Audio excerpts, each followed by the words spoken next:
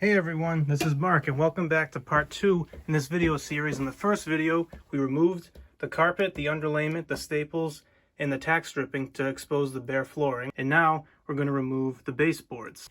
You see what some contractors do, and some homeowners too, instead of removing the baseboard, they'll have the vinyl plank flooring come up with the 1/4 inch gap up to the baseboard here, and then put a piece of shoe molding along here. I just personally don't like that look. I think this looks cleaner and as if it was always there. This to me shows you go the extra mile. I just like things to look perfect. You don't have to do it this way. You can leave the baseboards on, but if you want to take them off, here's how you do it. To remove baseboards, it's really simple. All you need is a hammer, a pry bar, and utility knife. We're removing these baseboards with the intention of reusing them afterwards. So we're going to be very careful about this process. We don't want to damage the wall. We don't want to damage the baseboard. Here's how we do this. First, take your utility knife, the nice sharp blade.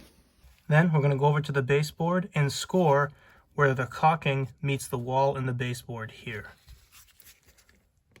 And all that means is we're literally just cutting the caulking from between the baseboard and the wall. Now that we scored the top of the baseboard, we can begin to try to remove a piece. The thing to be careful about when you look in the corner, if it was installed properly, they probably used a coping cut, which means that there's one piece that has a flat corner or edge, as this one does, and this butts against the corner of the wall, versus what you may think could be two 45-degree angle cuts meeting here. One of these pieces is solid all the way into the wall, and then the other piece is coped to fit into it, so that if you try to remove this piece first, you're going to destroy the corner of this piece here. So you want to look at which piece is coped into the one that's against the wall. In this case, it's this piece here that needs to come off first. Now, if you're wondering how to tell which piece is the coped piece and which piece is the flat piece, if you look at the seam here, you can see how this piece gradually goes towards the wall. It's not a straight cut. That's a good indication that this is the piece that was coped to fit into this one.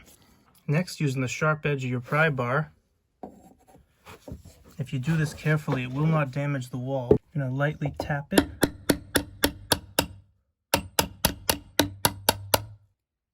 Until it falls behind the wall where that seam is. And now just the slightest bit of pressure, you can start wiggling it, and you see that it's freeing up.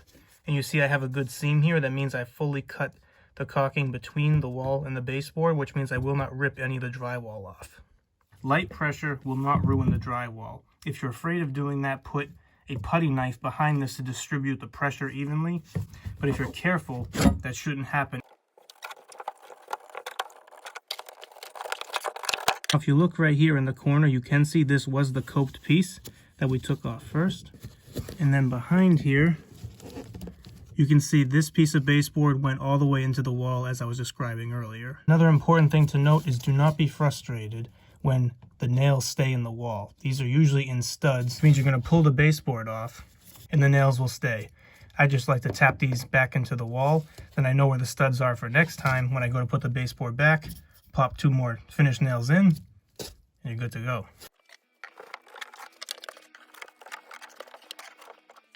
So that piece of baseboard was flush to the wall on both edges. That piece was coped into that piece. And now this piece that I'm starting to remove, this corner here, coping into this one. So we want to stop removing this piece and move on to this one first to preserve this edge.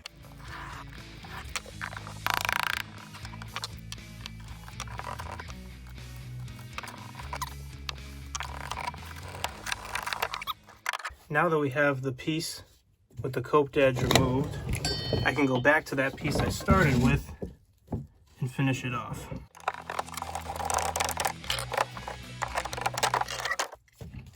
And there we go. As you can see here, we have a nice clean line. The wall is not damaged, the baseboard's not damaged. It's a win in my book. Just tap these nails in. It's a lot easier than trying to get them out. As you can see here, there's some caulking that's left behind. Now gently, you can just pull that off the wall. That's simple. Then any caulking left on the top of the baseboard, you can just trim off gently with a utility knife, and that's all there is to it.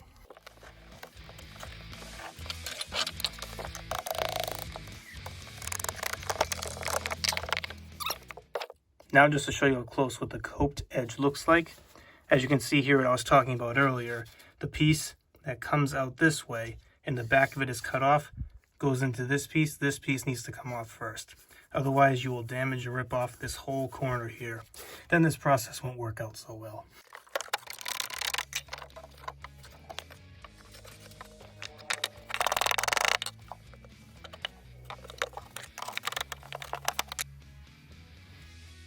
Alright, now we got all the baseboard removed. All the caulking that was left is removed. All the nails are either removed or tapped in. And that's it, the baseboard is gone. If you like this video, please consider giving it a thumbs up and even subscribing. I really appreciate it. Stay tuned for part 3 where I show you how to install the luxury vinyl plank flooring that's going to go into this walk-in closet.